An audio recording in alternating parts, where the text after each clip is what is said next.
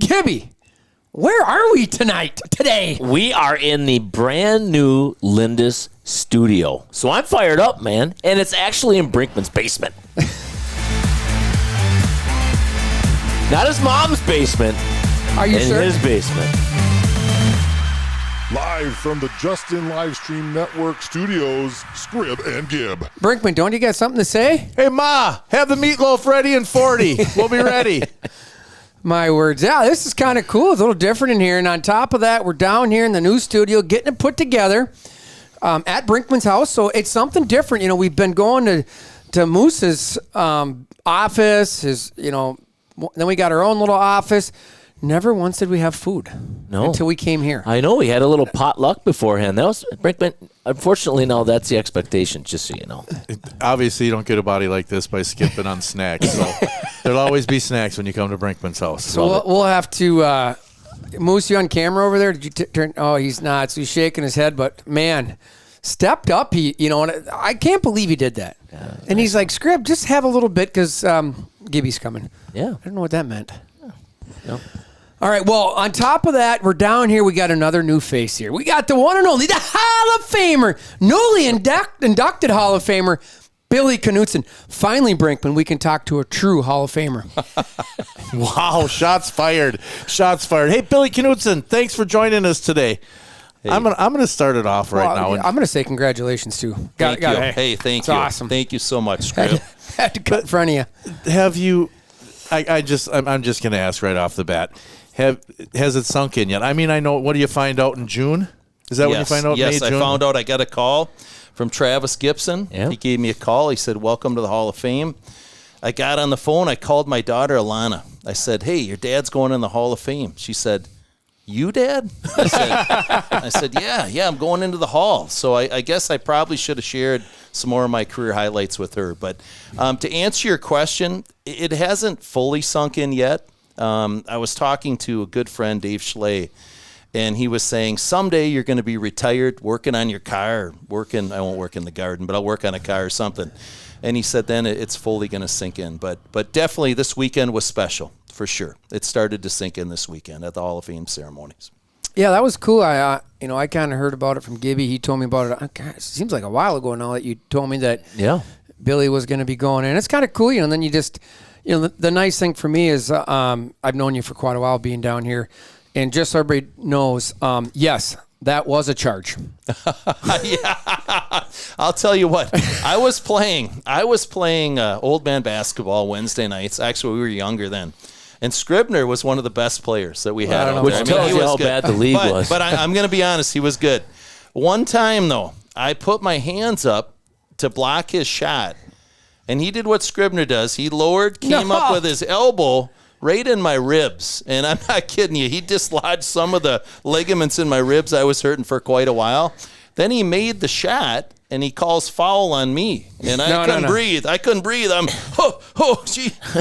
Anyway, so I got off the court. He made the free throw. I had to sit out for a little while, and then I got back out there. But that's how I recall the situation. I don't know, Scrib, how do you remember that? That's kind of like Pat McAfee getting arrested as a second year in the pro, and he remembers walking down the street, and the cops told him he was swimming across the canal. The canal. So I think you had a little bit of that issue in you right now. It might have been. Some of those memories, they changed just a little bit back from then. But Scrib was one of the best. I would say one of the top 3 players in that league. And I really couldn't shoot very well. But Gibby and we got after it. Gibby could play some defense. I remember him defending in that league, and we had a pretty decent team. We were all right. He forgot that it was basketball, not football. He kept trying to tackle. It was always trying to tackle the guys. It was weird. We played a physical game. Yeah, we did. Gibby. I mean, that's the way we played. So you guys, we have a newly elected Hall of Famer here, and we're talking about old men's Wednesday night basketball. And Scribner way more than we should. So let's shift it over. Hey, shocking! Scribner makes it about him. No, Weird. Well, I made it about Scribner, but I'll tell you what, he was a good basketball player. But back to the Hall of Fame and to your question, Saturday was just an amazing day. The Hall of Fame committee and Jason Wolf did a sensational job of putting that together, and I just give them a lot of credit. The presentations. the organization of it, just very, very touching, and so thankful that my family was there and friends, and that we were able to celebrate. Yeah, and one of the things I always love, Billy, and I think you probably could appreciate it too, is when they have a student athlete that comes up and says something about what it's like to be a Richmond athlete. That's pretty special, and it was Mac Reardon. Yeah, Mac Reardon. And here's the deal, right? Like, I have zero clue, unfortunately, about a lot of these kids. I know their names on the football field. I don't know what they really do.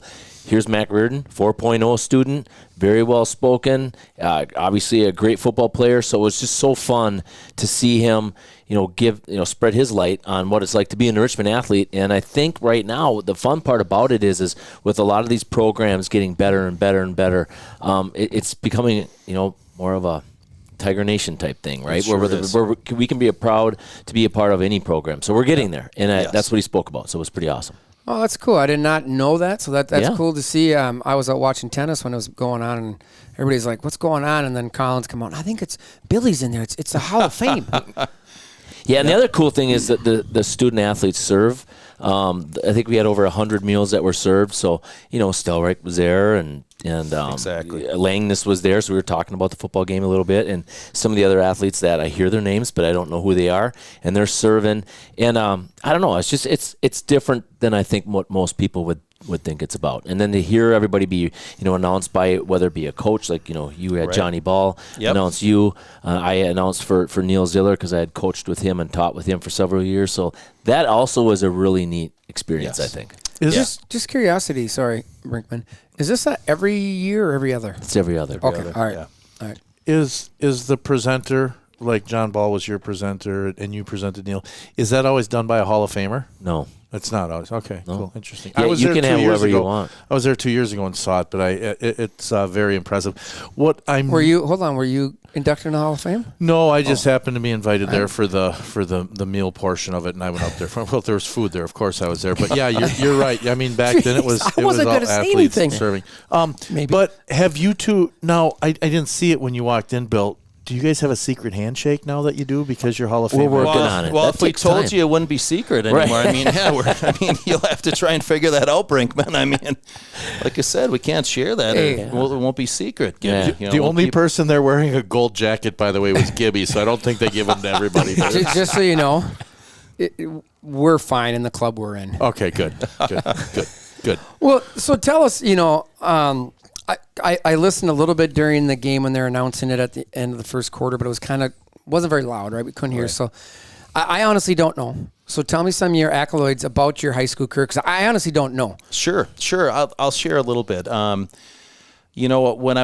I started high school, I went up in the weight room, 15 years old, went up there. I couldn't even bench the bar. I remember the kids laughed me right out of there. So I walked out of there, and I remember telling myself, I'm going to leave this school and be the strongest kid in this school. And I did that. So when I left New Richmond High School, I was benching 300, squatting 400, and deadlifting 500. So I think that's kind of an example of how I was. I was going to make the best of my talent. But I would say, in basketball, I was the second leading scorer in the conference my senior year. Missed the scoring championship by less than a point. I played football. We didn't win a game my senior year in football, but I learned how to get through adversity. Was Brinkman on your team? He was can't remember. He was a lot older than me. Oh, okay. Yeah, I was. Yeah, Two yeah. years. Brinkman. If we had that kind of talent, we would have won at least 2 games. I think, or one. But I would say, probably what my biggest achievement in high school was being part of the 1989 Richmond baseball team. Okay. We were 25-2.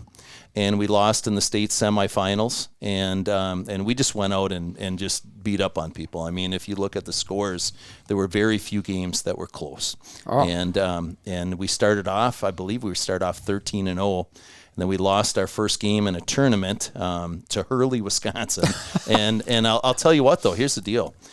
Coach Ball didn't say anything, but Bev Ball chewed our butts after that game, and I mean, I'm not kidding you. She said, "You guys got to get your stuff together. You can't lose to Hurley, Wisconsin." And then we didn't lose again until we got to the state semifinal. So 25-2, and we had a great team. As a matter of fact, I've had several people ask me, they said, would your 89 team have beaten the conference championship team this year from Richmond? And I tell them I think we would have, and I think it would have been a heck of a game.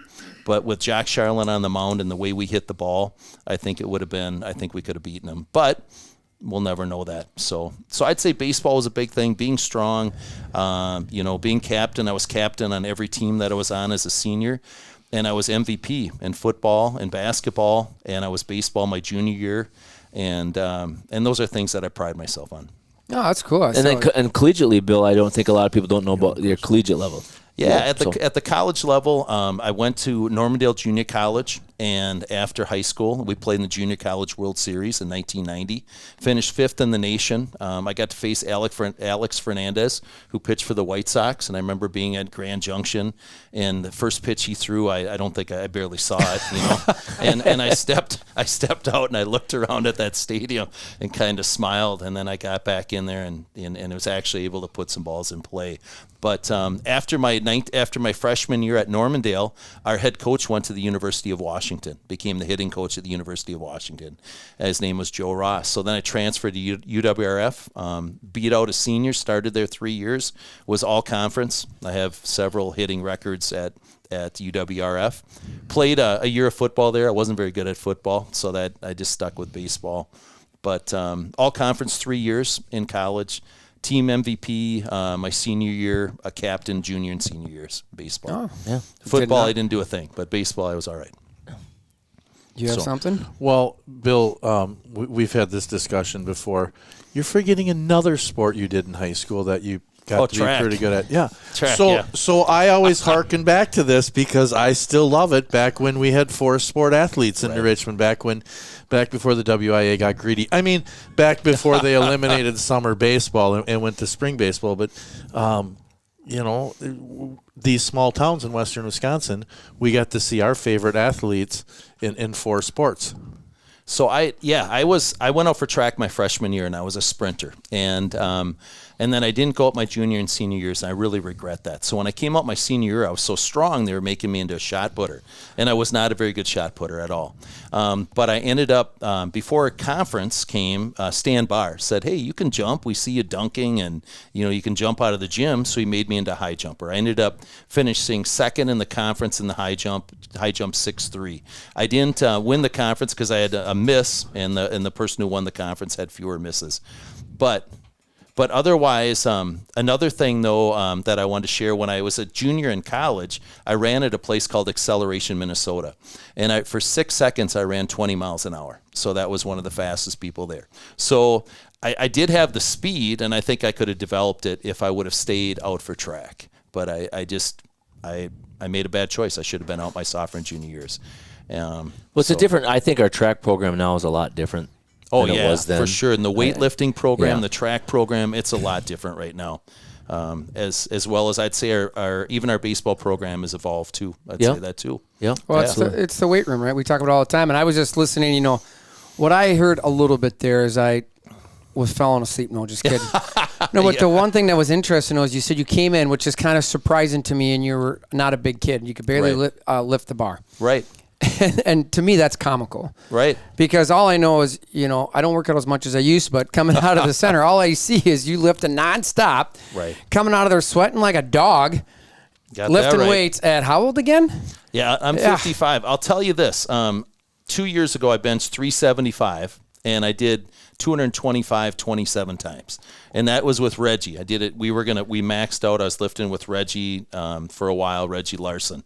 And he just shook his head. He's like, he just couldn't believe it. But yeah, 27 times at 225. I mean, that's decent. And 375, a single rep bench. Not too bad. Wow. I was going to try for 4 because I did 405 when I was in my 20s, but I'm probably glad I didn't because I probably would have tore something. So you're stronger now technically than when you came out of high school. Yes. Yeah, I am. I think that's because I lifted Gibby. Well, that's no doubt. I'm way stronger. He pushes me. I know. We get after it. 4:45 in the morning at the center. You can join us. Yeah, anybody wants to join us watching this? Hey, it's always open. Come on down. Scribner every once, maybe 3 times a year comes down. Oh, hold on. Yeah, for about 4 years, I was really consistent. Prove it. Yeah. Then I've Was that Lindsay Scribner or Brian Scribner? Lindsay Scribner. Lindsay most. Scribner. you know was what? there, Here's the deal. For the people at home, Moose, you keyed up over there? And I will say this, Hey, I got because he can't something. bench the bar now, and we make fun of him. That's why. yeah. But he ain't come back though. I know. Come on. Yeah, well, that's what we want. Oh, I like this. You got it keyed up?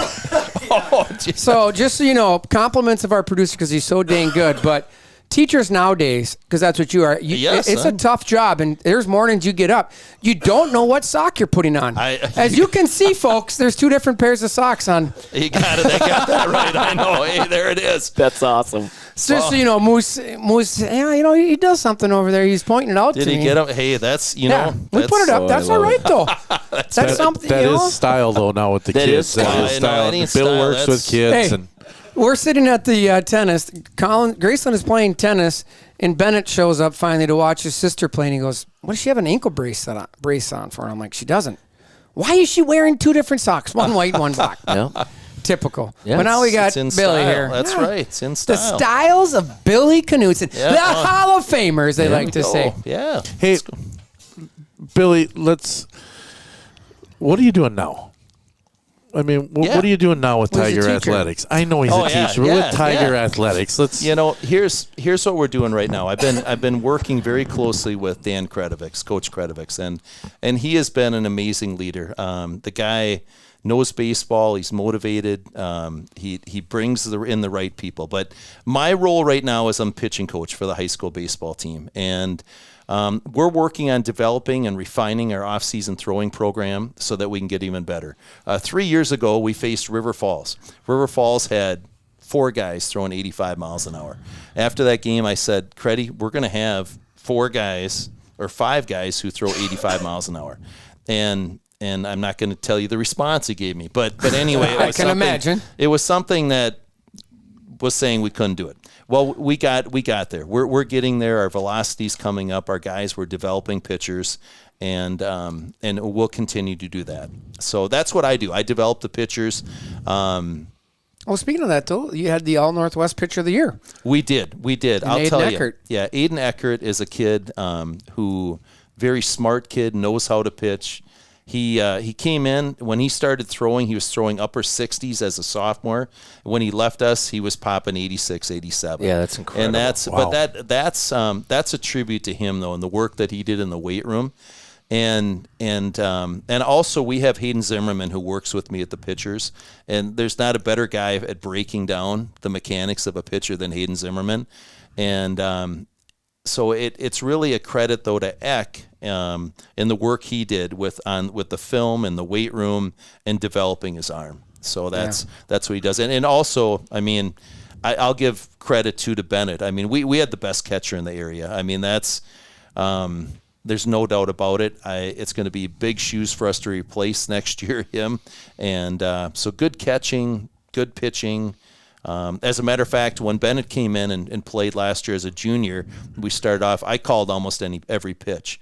Now, towards midway through in the summer, I was calling fewer and fewer pitches, maybe here and there. This last year, he called almost everything, and he did a great job because he knows the pitchers. He kept people off balance. He got his smarts from his mom, I think. Right, That's exactly. I mean, There ain't no she's doubt about that. really, really smart I guy. thought it was just his athletic ability he got that's from true. his That's mom. true. I It don't was know. his He got- smarts, too. I think he got some of the crying and whining from his dad. But otherwise, I think he got... Yeah. Well, I mean, he had to get some of your traits, Scrib. I'm Yeah, telling I you suppose. that. I suppose. But no, overall, that's what I'm doing right now. I'm working with the pitchers, and maybe at some point I'll work with another sports program, but really working with the pitchers is a year-round position right now. Yeah, that's cool. I mean, that's what's cool is, what I hear there is, a proud New Richmond Tiger graduate, right, that is rooted in his roots here in New Richmond, go off to college, come back, and now, you and your wife, Jamie, had your daughters, they're graduated, but you're still here giving back to the community. Both of you do a lot of stuff for, the sporting events, crowd control, et cetera, all that. So it's great to see that.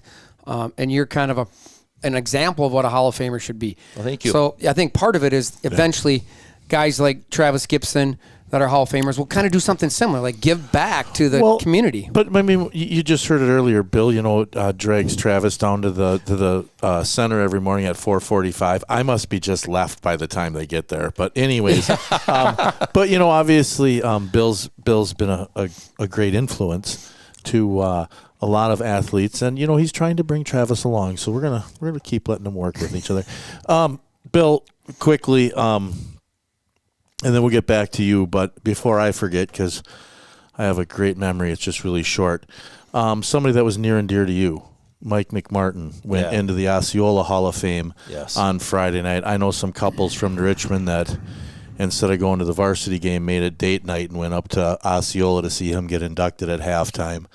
I understand that rain shortened it. But, Mike McMartin was a stud when we were young. And he was...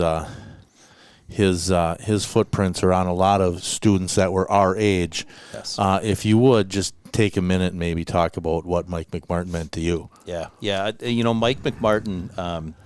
When I was in high school and I started lifting, we'd go lift at Mac's house, and he would just let us go in, and we, whether he was home or not, we just went right in his house. We went down lifting. There were times when Arlen Frank was there lifting, and I just jump in and lift with him, or Dave Hopkins was there, or other people, and he opened his house to us to lift. And any time I could call him and go lift there, and whenever he was there, actually one other thing, side note, he taught us how to box too, how to fight. He said we needed to learn how to fight. So we would go in his front yard, and we'd have boxing gloves, and he taught us how to fight. So, and we'd box and anyway, but what he meant to me was he coached me in high school football, and he showed us how to be men, how to play, how to compete. I've never seen a more competitive person. As a matter of fact, there was a practice where he suited up because we weren't playing at the level he thought we could play at. And he came in at middle linebacker. And I remember I was playing halfback, and I got the ball, and he laid me out. I mean, right there. I mean, I love it.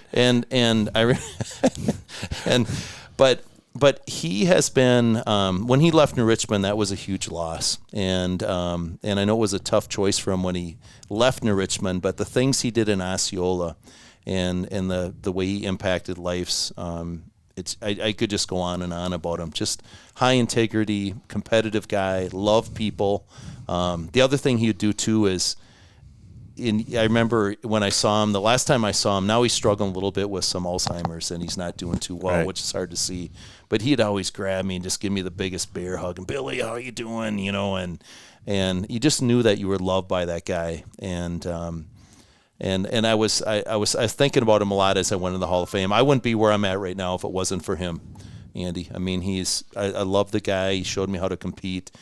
He got me in the weight room. He helped me get stronger. When I went to UWRF and transferred from Normandale, he called Coach O'Grady, and after one call, I was in school and got me going and pushed me to try and play football, even though I wasn't a great football player. But yeah, Mac is truly an exceptional human being, and blessed to have had him in my life, for sure. I don't know what else to add to that. Right. Travis, I know you know. Well, Mike unfortunately, I was really bummed because Mike had gone to Osceola when I was in middle school. Yeah. So I was looking forward to having him as a coach. Yeah. And then did you have him in the classroom at all? No. He was a fourth or fifth, I think. So I think he was a fourth grade teacher when I was in fourth grade. Then I think he moved to fifth grade my fifth grade year. So you didn't get him a chance as a fifth grader because you stayed in fourth the next year? Well, yeah. Fourth grade was the hardest 3.5 years of my life. I admit that. Yeah. Funny, huh? Is the meatloaf done? Jesus, I wish. But anyways, again, let's get back to talking about Bill. For those of you that are joining us late, we are joined by one of the newest members of the Richmond Hall of Fame, Athletics Hall of Fame, and that is Bill Knutson. Bill, I had the opportunity, one of the neat things I've had the opportunity after graduation was Bill and I had daughters that were the same age and played tennis competitively around the area. And, Bill and I got a case of bleacher butt from here to Hastings. I didn't know where he was going with that. To Appleton or to Bayport to wherever it was. So you had two daughters that were beautiful tennis players, both competed very well. You could see that they had their father's competitiveness in them there. And that's right. You guys go ahead. I listen. No, for I'm what it's worth, just amazed that you had a case of something that didn't involve 16-ounce cans. Wow. I mean, I'm just being real. No, so I think it's great. So we thank you for joining us. We're going to continue to talk Bill Knutson, the Hall of Famer. We're going to interject some other things here too as well as we go along, because we do got to, just kind of recap a little bit of the Tiger sports here in town, which you obviously always follow. I don't know about you, but look at us right here. We're in a little Mayville football here, huh? Compliments of Coach Reggie Larson's brother, Rocky, out there. We gave a shout out, and he gave us some Mayville. Thank you very swag. much. That was very nice. You got anything on the Mayville team right now? So a couple things. They're 3-1 this season. They're now going to have 2 home games in a row here coming up. This could be their first winning season in a while. One of their assistant coaches, by the way, is Tim Salmon, formerly in Richmond. That went up there and played and ended. The head coach of Mayville State is a dear friend of mine, Rocky Larson. He's in his 6th year. He's also in his 2nd full year as the athletic director out there. This is what I find amazing about how you build a program. When Rocky went there 6 years ago, he had 32 kids out for football at Mayville State. This year, there are 125 kids in the team picture. Wow. So that tells you something right there. Mayville State's in their first year. They moved to the Frontier Conference from the Northern Star Athletic Association, the NSAA, not NASA, NASA, where I used to work. And then they are an NAIA affiliated team. So huge shout out to Rocky Larson, and it's great to see him doing great things up there that's in Mayville, awesome. North Good Dakota. luck. Keep it going. And thank you for the swag. We appreciate it here very much. And good luck to the Comets the rest of the college football season. Yeah, and it's been an interesting thing about him, right? Because I remember when he went out there and just hearing all the things. On top of that, 125 kids on the team. There's only 1,100 students in school. Mm-hmm. Wow. So 10% of those kids are out for football. Man, that's quick for him. That's like Turtle Lake math. That's very quick. I mean, I saw him using his fingers. Yeah, over here, well, so actually, he was using his phone. Was he? Yeah. No, Moose sent it to him. Moose sent it to him. Let's call it the way it is. Come on. He did. Yeah, he didn't send the 10%. I'd already had that done. But it's interesting though, because I remember when Tim Salmon was going out there and just, man, how long can you last out there with not a lot of kids, right? That's tough. And then just over the years, but it's also what you're seeing here in Richmond, right? Like we had good numbers with Badger, but Reggie just continues to grow and grow the football team. And we talk about the culture, and we kind of set the pedestal or the standard at Reggie's program. So it's kind of interesting that Rocky's got the same thing going out there, and now he's the AD, which is so cool. Right. So earlier, like a week before the season started, Mayville, North Dakota got hit with a really bad storm. There are pictures all over Facebook from Mayville of the players out there cleaning up people's houses, the elderly, the disabled, all those houses that Rocky's boys were out there cleaning it up. So that's awesome. So obviously they're making an impact in their community too. And it just goes back to that Larson family in football, man. There's something special there. Mm-hmm. All right, let's jump into some Tiger sports. Boys soccer, what do you guys got? I don't got much. Well, the season going on right now, they are 1-2 in conference. Then, fortunately, they have a big test tonight. While Tuesday night they are in Hudson. Hudson is 4-0 in the conference. Now, New Richmond is 1-2. New Richmond has scored 7 goals, given up 7 goals. Hudson has scored 24 goals in their 4 games, and they have given up 0. So they are Not the bad. class. So, anyways, hopefully by the time this gets posted, Thursday night, there's going to be a game, though, between New Richmond and Chippewa Falls. Here? Here. So let's see if we can get some people down to the football stadium. Is there a home volleyball game? Yes. But if we That's could get against some River people Falls, down too. there, if we could get some people down there to see some soccer. That'd be nice, though. We don't have to worry about him calling the volleyball game. Yeah. Oh, I said that out loud. Sorry, bud. I was hoping you were gonna. One thing that is kind of fun about this year's soccer team, that granted they are struggling a little bit. It's interesting because the whole back of their defense is brand new this year, and you're seeing them plug and play different players in, and well, it's almost 2 weeks ago now, but in a 1-0 loss to Eau Claire North, one of the kids they put in, who I hadn't seen really play before, was the Hamdorf kid, and a junior that's been working hard, and bided his time and, went through the JV level and is now up to varsity.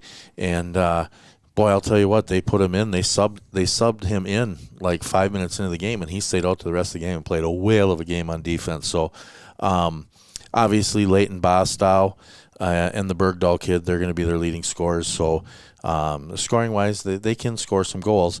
But the defense has been a little tougher this year. But they're finding kids to plug it in. Another one is Christian Demling. He's a sophomore. They're putting him in. So the old soccer coach is going to get her figured out there in Richmond. I promise you that. Well, check them out. Again, 2 games this week, so we'll have to watch that. Tennis, I'll just update on tennis. I know they're up there playing right now. I think they're playing, I don't remember who they're playing tonight. Maybe, I can't remember.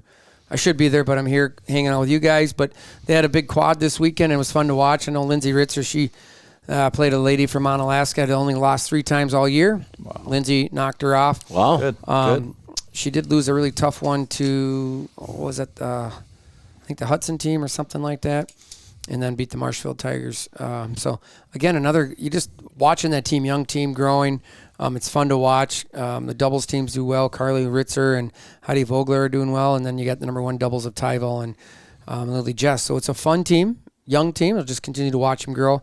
I did see Alex Wold again. I know they're playing tonight here in, I think, over in Eau Claire somewhere. So, again, a young golf team that hopefully just get better and better and got some young talent coming up. But I know Big Rivers Conference is already this weekend, so it's crazy that it's already. That is a quick season. And then we're going to throw it over to Billy. Could you talk to us about the volleyball girls? How are they doing? Yeah, well, there's this freshman out there that's doing pretty well. I think that's Jody Gibson's daughter. Yeah, gets her athleticism from her mom. Yeah, that's right. I think that. And we know that. But no, I think there's a guy next to me that could just chat a little bit about volleyball here. So let's it's going awesome. Last Thursday we went down to Eau Claire North, knocked them off in 3. Man, that gym does not have AC, and it's never had AC. It's never had AC. It had to be 85 degrees in that gym. So those girls, you wouldn't sweat. Oh, Billy, So they knocked them. So right now the Tigers are sitting at top of the conference with River Falls and Hudson. So we've never seen. It's like, when they say act like you've been there before. You can act like it, but we've never been here before. So we're super excited for the program. And then the girls went down on Saturday and had a tournament down in Eau Claire. They did really well. They ended up falling, actually, to Eau Claire. But I think there was something called homecoming-itis in the last game. And I think the kids were over it. That happens, they had a good meet. Kids, good meet on Thursday, and they want to get back and enjoy homecoming, I think. But they played really well to the 3 games prior to that. So now tonight is parents' night up there. We've got the Panthers of St. Croix Central in town. So we'll be up there. And then Thursday is a big tilt with RF. And that's going to be a really good measuring stick of where the program is at. And that's home or down there? And it's home. Home. All right. Yeah. Couple home matches this week, Tuesday, Thursday. Good. Yeah. So I'm excited. Awesome. Yeah, cross country, I don't got much on. I'll have that next week. I just got to get some of that stuff going. I'm just a little behind on the cross country, so I will do that. But, hey, homecoming last week. Reggie's talked about it. You just talked about just a lot of stuff. Moose, when he would talk to us, he'd always say just a lot going on. Homecoming week, we started off with the powder buff for volleyball Sunday night. Had the powder puff on Wednesday, then the big homecoming football game on Friday. Got a little wet. Saw some weird stuff. I did not get wet, but we did see a new mascot run around the track. Yeah, I know. Looked creepy. But your new Richmond Tigers welcome the 4-0 Hudson River Falls Wildcats up for a great game, and the Tigers walked away with a 23-6 shortened football game. So a homecoming win for the Tigers again, which is great to see. It's always nice to be River Falls. I'm not gonna lie. Yes. Oh yeah. I think a lot of people say that. We love beating River Falls for sure. Well, let's just call it. I got to say it might have been one of the ugliest first quarters that we've for seen. The Tigers, there ain't no doubt. Specifically, just a lot of penalties, a lot of negative plays, and just not the things that we're used to out of a Reggie Larson team, guys. And the nice thing about it is River Falls was just doing it as bad as well, right? I mean, we go in, we're down 6-0. We couldn't move. We had more yards negative, I felt, than we did offensively. And then we somehow put one drive together and score. And we're sitting there going, well, we can hang on to this and go to halftime 7-6. we're looking good. Yeah. And then we get an interception right before half, and like, holy smokes, what has just happened here? We've seen an ugly game, Bill, and Right. somehow we're winning at half. I mean, I know, how do you just? I couldn't even believe it. Keegan Langus, shout out to Keegan. What a couple. Two picks, yeah. Two Two picks. picks. And just the defense he's playing out there, the way he's covering the receivers. I mean, it's so fun to watch that kid, Keegan. So, but yes, to your point, yeah, it was an ugly first half for sure. One of the big turning points, and I don't think we talked a whole lot about it, especially afterwards, because I think we wanted to get out of there. There was raining and whatnot. But I think one of the turning points in that game, because 12 was shredding us pretty well. Yes. But do you remember when he rolled out to his left and the missile came in and absolutely unloaded on him? I don't think he threw the ball the entire game. Well, remember, he did so that was a big that. play. He did complete that Yeah, pass, though, he which did- was he kind of did complete it. surprise. But at the cost of 2 fillings, Yeah. I He was think. hurt, So I think that after that, I don't really know how excited number 12 was to sit back and throw the football. But Well, the missile definitely- just introduced him to the turf, doesn't he? I mean, Yeah. he just puts that face right down, and the here's- guy's head goes in the turf, and Yeah, you that was can a feel great that, hit. can't you? When you're in yeah. the stands, you can only imagine what that feels like. Like you said, some fillings were probably flying out of his mouth. Well, your vital system stat of the week is Keegan Langness's stat line. 5.5 tackles, 4 solos, 1 sack, 3 tackles for losses, and 2 interceptions. Wow. The Keegan bomb went off. The Keegan bomb went yes, off, yes. And he was definitely our star player of the game, too. So Yeah, He played good, but you also can't forget about the offensive line. Oh, yeah. We didn't move the ball very well, right? Obviously in the first half, but the second half, they started giving it to Tavian and Colton, and Colton led the team with 14 carries, 100 yards, 2 touchdowns, cutting on wet, slick turf, and keeping his feet running really hard. And then Tavian had 11 carries for 97 yards, that long 28-yarder. And then Nick Stelright, 19 carries for 77 yards, too. So the Tigers did a really nice job on the ground. Those 3 alone over 260 yards, and they ran tough. Right at the start of the game, it rained just enough to get everything wet.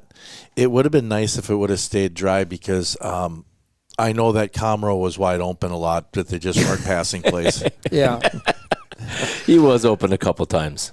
But Nick will find him this week. We need to find that number 9 out there. Yeah, so it was a great game. Again, you think about the Big Rivers, the Cedar Lake Speedway Race to the Finish, brought to you by Cedar Lake. Again, the Big Rivers Conference is, I'm not going to say wide open, but at the end of the day, right now, you got 2 teams on top, Rice Lake and Hudson. We play Rice Lake this week, so we can take care of our part there. Hudson does go down to River Falls to play River Falls. They do. Wow. Depending on what happened, you technically could have a 4-way tie after this week. And that wouldn't surprise me. I think that's how, I think that the conference towards the top is a little bit balanced. Now if we would have, Austin did get hurt, right, in the first half of the Hudson game. And then I did hear that because we weren't calling it wasn't the same. Yeah, I'm sure that's what it was. Really? but really? Moose, get a microphone. That's it. I'm done. No, but I think Austin going down didn't help. But, again, you got to give it credit to the guys that was still there, right? They played hard. We had 2 field goals we missed, which we make them. We might win. And I did talk to a guy at work today. He's like, I'm going to tell you right now, we don't want to play Richmond again. That was from Hudson. Yeah. Like, we're good. We're good. We don't want to see you guys again. We know we won't in playoffs, so we're good to go. Yeah. Well, and now on Friday night, it's a showdown on number 3, Rice Lake, versus number 9, Richmond in the state. Yeah. So it's going to be probably one of the bigger games in the state. Yeah, and Rice Lake was down 14-0 to Chip. And then they reeled off, I believe, 30 points. Holy 30 moly. straight Did points. not know that.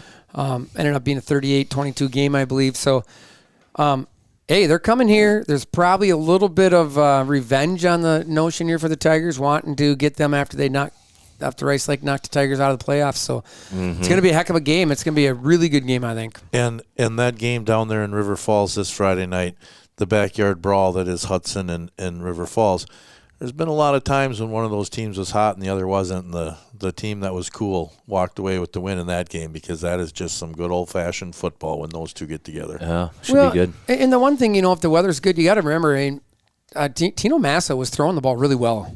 I'm telling you, till we smacked him in the mouth. And then the rain, because he did have a few drops. They did Yep. have a few drops. And I think that's a big thing. So if it's good weather, I think it's going to be a good game. I unfortunately, I think Hudson's going to win. Only in this, if I were going to predict that game, they're just not real strong in the running back position. River Falls is. I think he's okay. They give him the ball 1,000 times, and that's why he's got yards and some touchdowns. And they have a decent sized line, but I felt, at least on film, because we had to watch it on our phones, but I felt that overall Hudson had a better offense. Yeah, I do think Hudson probably will win, but I think, like Brinkman says, that's the thing of a rivalry, especially like the backyard brawl. You just never know, right? We've seen it before with the Gophers and the Badgers, or the Vikings and the Packers. The better team sometimes doesn't win, and that's just how it happens. And I think in high school it's a bigger deal than a lot of people think about it, because they're always good games.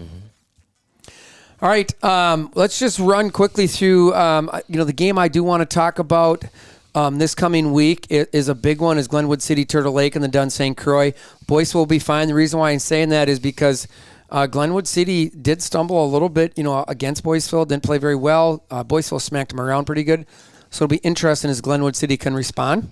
Yeah, and that game's at Turtle Lake, yeah, too. So you just never know. And then in the middle border, I think it's all about Baldwin. A big one is Altoona at Amory this week. Middle of the day, can Amory get Saturday? Yeah, Saturday at 1 o'clock. That's pretty cool. Yeah, homecoming in Amory. I don't know. No, I don't think so. They did it last year. They played Amory down at Prescott, and then Amory actually had to play last week because of the rain. But it'll just be interesting to see. Couple good games, but Baldwin looks to be the class of the middle border. They beat Somerset on Friday night 54-13. Altoona did beat St. Croix Central 32-12, and Osceola won a nail-biter versus Prescott 35-33. So, and then Ellsworth ended up winning on Saturday. They played on Saturday. So. Yeah. And Osceola's 4-1 overall. You got Baldwin Woodville at 5-0, Altoona and Ellsworth both at 4-1. So that's pretty interesting there. Yeah. Quickly, one thing I kind of did a little look around for when the rankings came out this morning. Hudson is ranked number 9 in Division 1. Rice Lake is ranked number 3 in Division 2. Where Richmond is ranked number 9. Baldwin is ranked number 3 in Division 4. Durand, Arkansas. Wow. There's a school that now that they're not in the Dun St. Croix for football anymore, you don't hear anything about, but they're number 9 in Division 5. And Boyceville is number 4 in Division 7. So those are some local teams. I did see, I believe, in Division 5, I think it is 5, Northwestern is ranked number 1, but I don't know if we have any viewers from way up there. Yeah. But I think it's just great to see local teams again playing well as we're getting kind of into the heart of the conference. Yeah. All right, we're going to get wrapping this baby up. We, again, Billy, want to thank you for coming on. It's great to have a true Hall of Famer here. We always talk about Gibby, but it's better to have a true one here that's just inducted in. I appreciate it. I do want to give a shout out here to Hillside Elementary School, because I told some kids that I was going to be on Scrib and Gib, and I said this is for Hillside Elementary School, to all the students there. And definitely watch. I know you watch these guys. They're celebrities here. But shout out to Hillside Elementary School, all the students, all the teachers there. Love all you guys. So there's my shout out there. I won't do any commercials or anything here other than that. But there's my shout out to Hillside. All right. Bill, do you have a spelling test every week in your classroom? We do. Yes. You know what? I think you're going to take the kids that get the highest score on the spelling test this week. Yep. You're going to throw their name in a hat. Yep. And they're going to get a Scrib and Gib podcast shirt. Hey, there we go. Yep. That's what we're going to do. Winner. All right, you got it. So yeah, all right, we'll do that. There we go. We got a Scrib and Gib. Scrib? Yeah, I can't talk. Skib and Grib. We got a shirt coming for you, Hillside. All right, so here we go. Yes, all right, perfect. Yes, sir. All right, that's the wrap with the Hall of Famer. I'm Scrib. I'm Gib. I'm Brink. And we got Moose producing, but we got the Hall of Famer. Thanks, Bill, for joining us. It's been a blast. Thanks, guys. All right.